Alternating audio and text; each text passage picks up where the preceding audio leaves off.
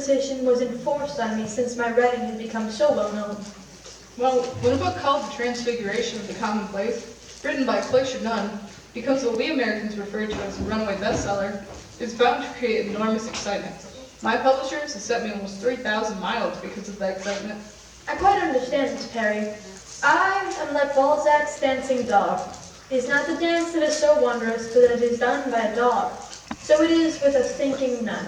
Thousands of readers have found your book profoundly illuminating. They are naturally curious, and particularly about the autobiographical implications. There are no autobiographical implications in my book. Are you serious? Miss Perry, what do you think my book is about? I think at its heart, it is about the deconstruction and reconstruction of the soul. I think, at its heart, it is about spiritual common sense. That's what makes horse races. I will try to answer your questions, Miss Perry. Thank you, Sister Hannah. You grew up here and were educated in Edinburgh, but now as a Catholic, were your parents strong Calvinists? No, my parents held no extreme or passionate beliefs. Is that remiss of them? As a child, I found their passivity dull. For stimulation, I looked elsewhere. Through literature? Were you deeply influenced by your reading? I was influenced by reading The City of God by St. Augustine. Do you know it? No, I'm sorry, I've never read it. But what I actually meant was, were you influenced by the literature of the period? Oh, no, not at all. Then perhaps you came under the influence of some particular person. A teacher, perhaps? A teacher. Yes, I was quite strongly influenced by a teacher. A man? No, it was a Miss Jean Brodie. A Miss Jean Brodie in her prime. Ladies,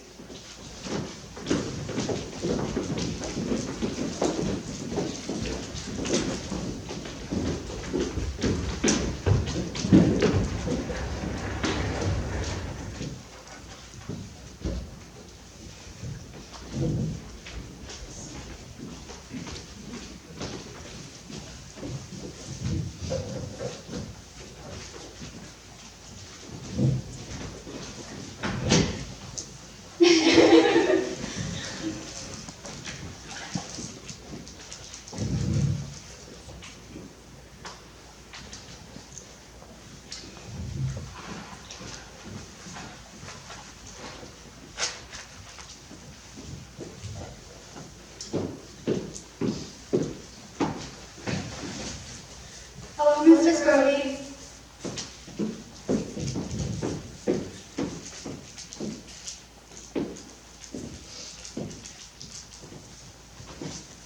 Little girls, I am in the business of putting old heads on young shoulders, and all of my pupils are the creme de la creme. Give me a girl at an impressionable young age, and she is mine for life. You girls are my vocation. If I was to receive a proposal of marriage tomorrow from the Lord Lion, King of Arms, I would decline it. I am devoted to you in my prime. And my summer in Italy has convinced me more than ever that I truly am in my prime. And prop up our history books in case of intruders. If there are intruders, we are doing our history. But we will not do our history. Instead, I wish to tell you of my summer in Italy, and the man I met in the Borghese Gardens, and of the paintings that I saw. Can anyone tell me who is the greatest Italian painter? Maria? Leonardo da Vinci, Miss Brodie? That is incorrect. The answer is Giotto. He is my favorite. Observe, little girls. Stanley Baldwin, who got in as Prime Minister and out ere long. Our headmistress, Miss McKay, retains him on the walls because she believes in his slogan, safety first. But safety does not come first. Goodness, truth, and beauty come first. I wish to tell you of moments in my life when I was quite young, though older than the man himself. His name was Hugh, and we were in love in the last year of the war before he fell in Flanders Field. Are you thinking of doing a day's washing, Louise? You have your sleeves rolled up. I won't have to do with girls who roll up the sleeves of their blouses. Roll them down at once. We are civilized beings. Hugh fell just 1 week before the armistice was declared.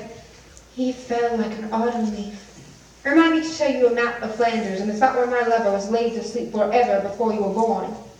Hugh was poor, but hard-working and a clever scholar. He said, when he asked me to marry him, that we would drink water and walk slow. This was his country way of saying that we would live simply. Hugh died just 1 day before the armistice was declared. He fell like an autumn leaf. After the armistice, there was a general election, and people would say, "Hang the Kaiser!" But Hugh was one of the flowers of the forest, lying in his grave. Good morning, Miss Brodie. Girls? Good morning, Miss McKay. My, what a colorful frock. Color enlivens the spirit, does it not? Perhaps. Though I sometimes wonder if the spirits of the girl need enlivening. My word, what can be ailing the spirits of this little girl? Monica cried easily. Well, Monica, perhaps you'd like to tell me why you were crying? She was moved by a story I've been telling, the Battle of Flodden. Crying over a history lesson? Well, it's a moving story. The night before Flodden, a ghostly herald was heard reading off all the names of the noble families in Scotland, beginning with the king. After the battle, there was not one family who had not suffered a grievous loss, as you well know, Miss McKay.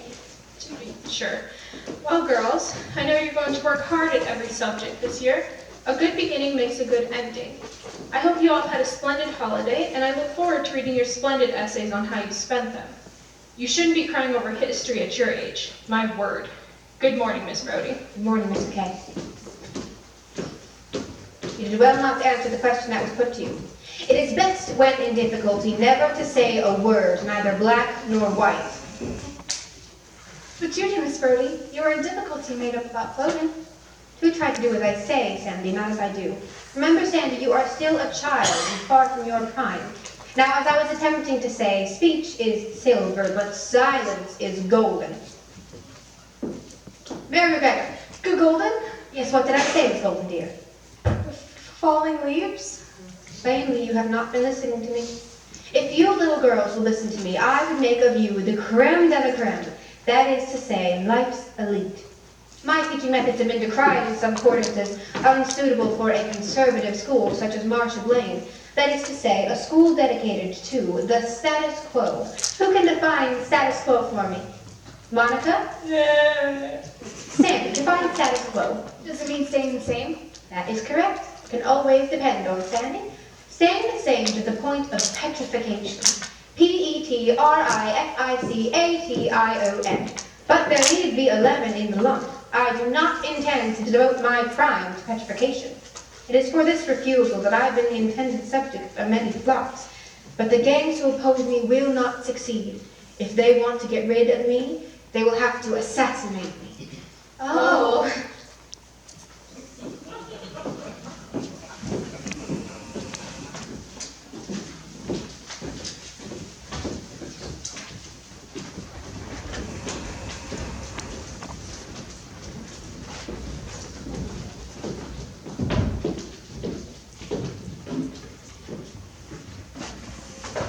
In her prime?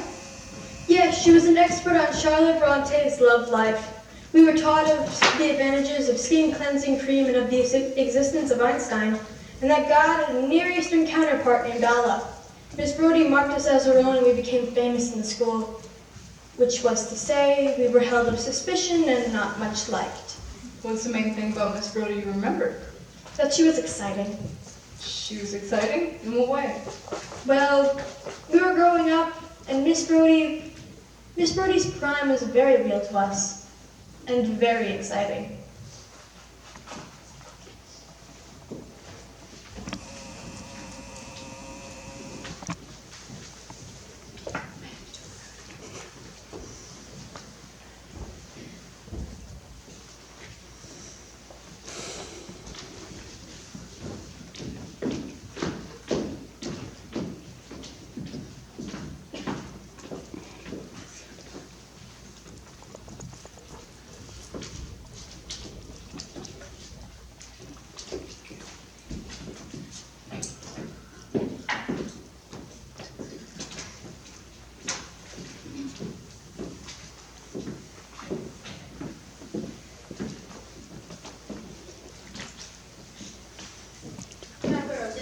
Of the gallery, I especially wanted to show you Gaucher's famous painting of the Madame de Pompadour.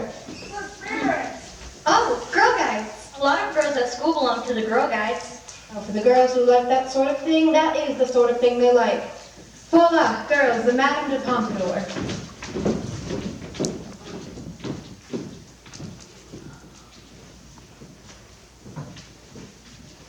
Ah, the dangerous Miss Brodie. By whom, pray, am I considered dangerous? It is the consensus. Your girls are said to be vastly informed on subjects deemed irrelevant to the exhibit curriculum. And most heinous of all, you are said to encourage no team spirit. Is that true, girls? Does Miss Brodie incite you to shirk your duties on the hockey field? Girls, this is Mr. Lloyd. He teaches art at the senior school. Mr. Lloyd, phrases like the team spirit are always employed to cut across individualism. Florence Nightingale knew nothing of the team spirit. Her mission was to save life, regardless of the team to which it belonged. Cleopatra knew nothing of the team spirit, if you've read your Shakespeare. And where would the team spirit have gotten Anna Pavlova? She is the great prima ballerina, and the corps de ballet have the team spirit. Miss Brodie, you are dangerous. Girls, it's time to go home. But it's so early. Come along, girls. Miss Brodie. Miss Brodie, I would like to take this opportunity to thank you for your postcard. As Mr. Lloyd is an artist, I thought you would appreciate a postcard depicting one of Giotto's frescoes. Come along, girls. Jean, finish the painting. You know the one I'm talking about. Would you come to the studio Sunday and tell me what you think of it? I have another engagement. Break it. I couldn't possibly. I'm going to Crammond. Mr. Lowther has invited me to Crammond. Mr. Lowther, the new music teacher? That Mr. Lowther? Mr. Lowther has a small boat. He has invited me to go sailing with him this Sunday. Well, good afternoon, Mr. Lloyd. We must catch the train, although I doubt we shall get seats. It's 1931 and chivalry is dead. Mr. Lloyd's wife had another baby this summer. That makes 5. Oh, well, Lloyds are Catholic and made to have lots of babies. By force.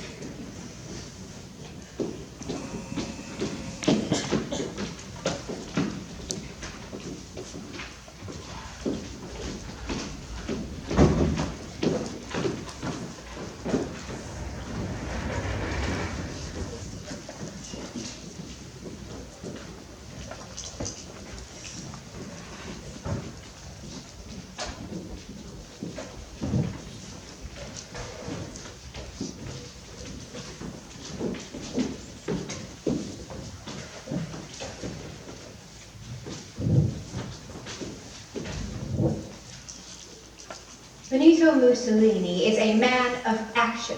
He's made Capri a sanctuary for birds. Thousands of birds live and sing today that would otherwise have ended their careers on a piece of toast. Ah, here's Mr. Lowther. Girls, this is Mr. Lowther, the music teacher. There's much Mr. Lowther can teach you about the modulation of your tones. Mr. Lowther, I entrust you with the creme de la creme. Jenny, let Mr. Lowther hear your tones. La la la la la la la. And I recommend Sandy to you for her vowel sounds. Sandy's mother is English. Let us hear your vowel sounds, Sandy. Snow, superior, sewing. Now, girls. Teach my girls something special, Mr. Lowther. Teach them something from Traviata. Who can translate that for me? Monica? The fallen woman is Brodie. Some of my girls are to attend the Carl Rosa performance next month. But don't you think, Traviata, it's so... So romantic. Well, of course, it is Italian. And what nobler consecration of Verdi's genius than to fire our sluggish northern passions, teach my girls an aria. Oh, yes, but perhaps I'd better start off with a march. To the music room, girls, and walk with your heads up, up, like Sybil Thorndike, a woman of noble mien.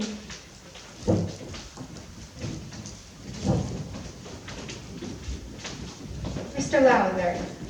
March along, Sandy, I need to have a word with Mr. Lowther. Mr. Lowther, I only wanted to ask you about the possibility of renting a small boat at Crammond. Renting a boat at Crammond? Yes, this Sunday I thought I would treat myself to one last day of sun. Oh, Miss Brodie, I have a boat. Do you, Mr. Lowther? It would give me the greatest pleasure. That would be if you consider coming with me. Well, I couldn't trouble you, Mr. Lowther. Oh, I would have asked before, but I didn't want to push myself. Miss Brodie, please say you'll come with me. Very well. This Sunday. Sunday. After church, of course. Of course. Run along now, Mr. Lowther. Your class? Sunday, I'll not forget. Sunday.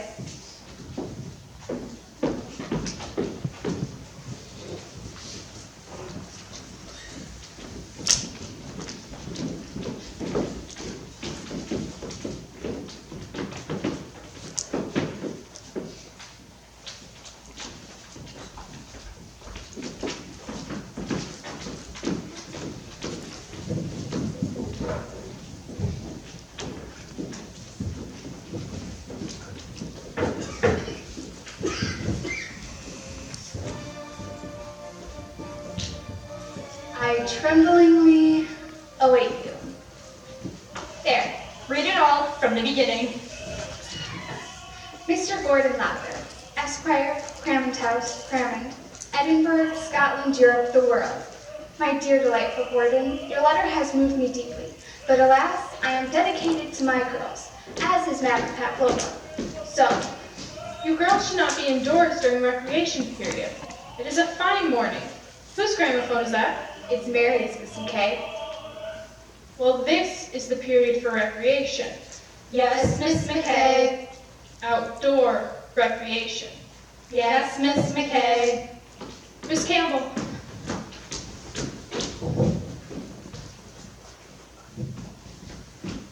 I don't think we doesn't signify what you think, Mary McGregor. I think we should put something about his black eyes flashing in the moonlight. Mr. Lowther's eyes aren't the black. What color are his eyes? They're not the black. This calls for research. Mary, go to the corridor immediately and keep watch. Mr. Lowther has to pass before the period is over. Once he does, examine his eyes. With me? Go along. He might come in early. But why can't one of you go? Because we are the prima ballerinas, and you, Mary McGregor, are the corps de ballet. Sandy, do you really think Mr. Lowther's the creme de la creme? Maybe it's Mr. Lloyd. The creme de la creme is us. Little girls, you are going to be the creme de la creme. These are supposed to be the happiest days of our lives. If these are supposed to be the happiest days of our lives, why does Miss Brodie say crime is best? She never got married like our mothers and fathers did.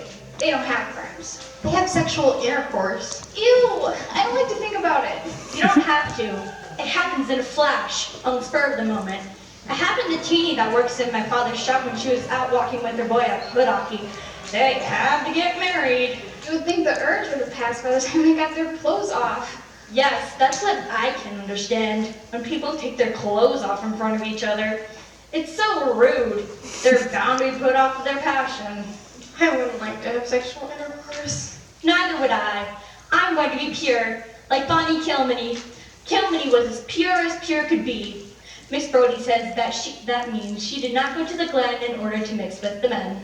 It really is too bad if Mr. Lowther's eyes aren't black. Sandy, do you think Miss Brodie went to the Glen to mix with the men with Hugh of Flanders Field before he fell? I don't think they did anything like that. Their love is above all that. Maybe, but Miss Brodie said that she and Hugh clung to each other on passionate abandon on his last leave. But I don't think they took their clothes off. You? I don't know. I can't see it. I saw him. Mr. Lowther, he came. Well, what color are his eyes? His eyes? Mary McGregor will never be one of life's elite.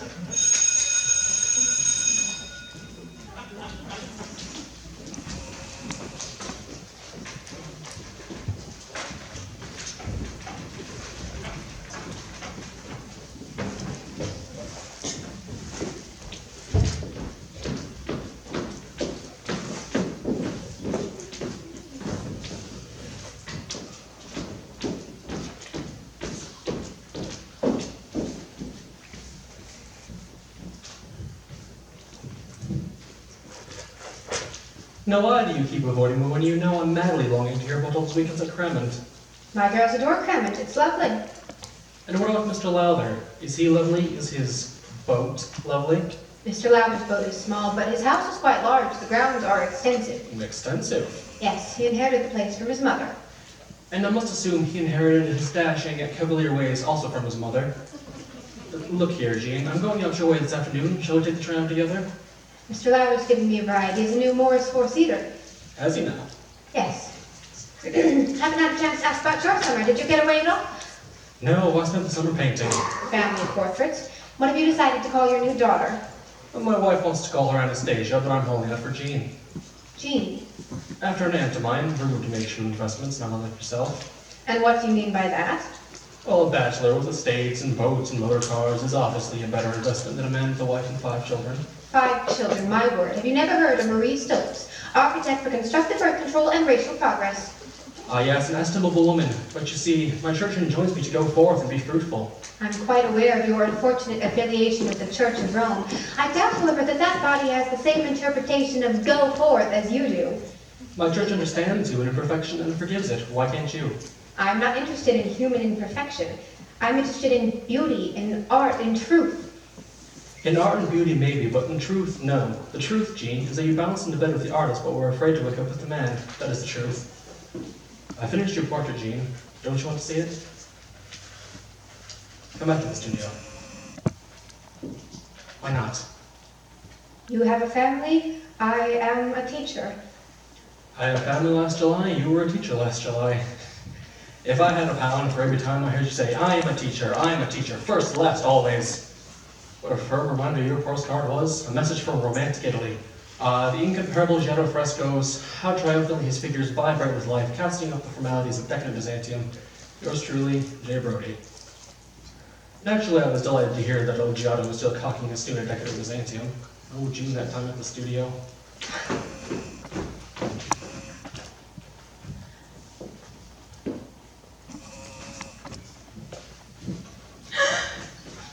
Mary McGregor.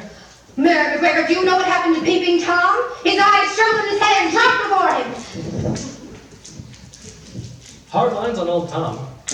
I wouldn't worry about her, Jean. You've got your girls well trained. You're safe in that quarter. It's me you have to worry about. Come back to the studio, Jean. Only to pose. I will not come to the studio again. Really should paint one of my girls. Paint my Denny, she's the pretty one. Hang your girls, it's you out with paint. No, Then to hell with you. really should paint Jenny, Teddy. You like Jenny, she's very pretty.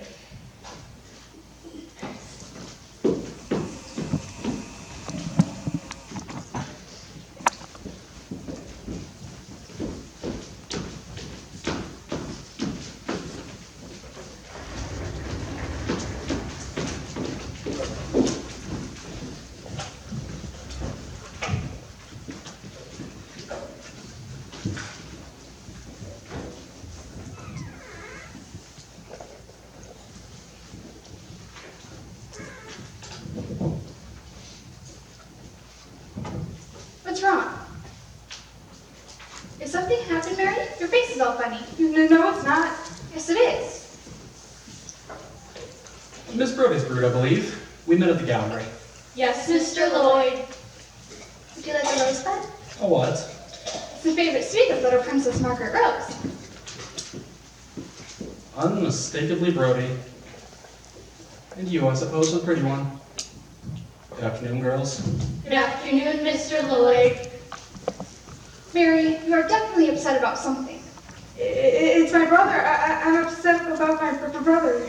You're never upset about your brother, but you are upset about something. Tell or I'll pinch you. Tell.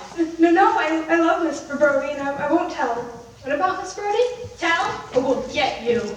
You wouldn't dare. Tell. No, it's none of your business. Please, get me out, stop.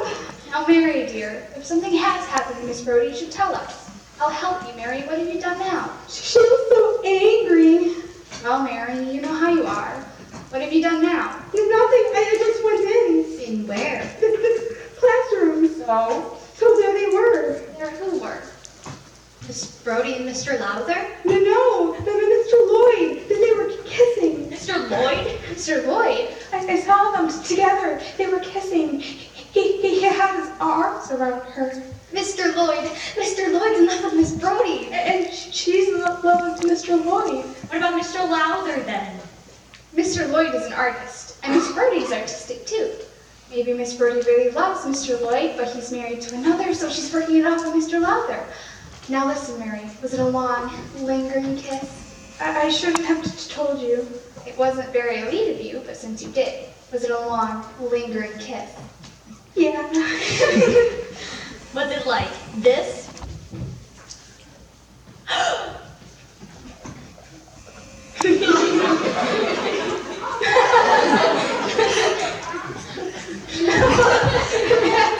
That's it. It's nearly 5 o'clock. Time you called her away.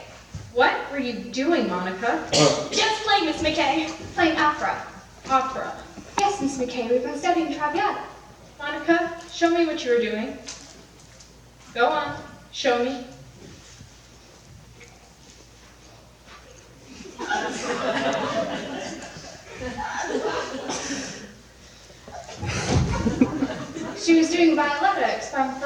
Alfredo. It's very sad. Rubbish. Violetta did not expire for love of Alfredo. She was a thoroughly silly woman with diseased lungs. If she'd been properly brought up, she'd be out on the hockey field breathing deeply, which is precisely what you little girls should be doing, not play acting at Italian melodrama. Violetta and Alfredo were originally French. How well informed you are. Miss Brodie took us to see Traviata when the Colorosa Company came through Edinburgh. She took you to the opera. She takes us to concerts, too, into art galleries. And the theater. We love the theater. How very good of Miss Brodie. I have been interested to see that all you Brodie girls have chosen to take the classical course when you move to the senior school. You, Mary, you know your marks do not reach the required standard. Why do you want so much to go to the classical side? Miss Brodie prefers it. It has nothing to do with Miss Brodie. I am curious as to why Miss Brodie ever singled you out. You are a fine girl, of course, but not precocious. Now I know that your guardian, Mr. Ealing, makes you a very generous allowance. It occurs to me, perhaps it is you, Mary, who occasionally treats Miss Brodie to the theater? It is pleasant to have the means to treat our friends, isn't it? But Mr. Lowther paid for us to see Traviata. Mr. Lowther paid for you. How very kind of him. I hope you are appreciative. Oh, yes. And you, Monica, as regards to the classical course, you will have to earn your way in life, and your interest in the drama won't prepare you for that. The secretarial course is what you should aim for, my dear. Miss Brodie says that the real foundation of education is in the humanities. They train us to think beyond the narrow life. They train us for heroic action. Heroic action. Humanities, arts, music. Miss Brodie is very musical. I think Miss Brodie prefers art, Miss McKay.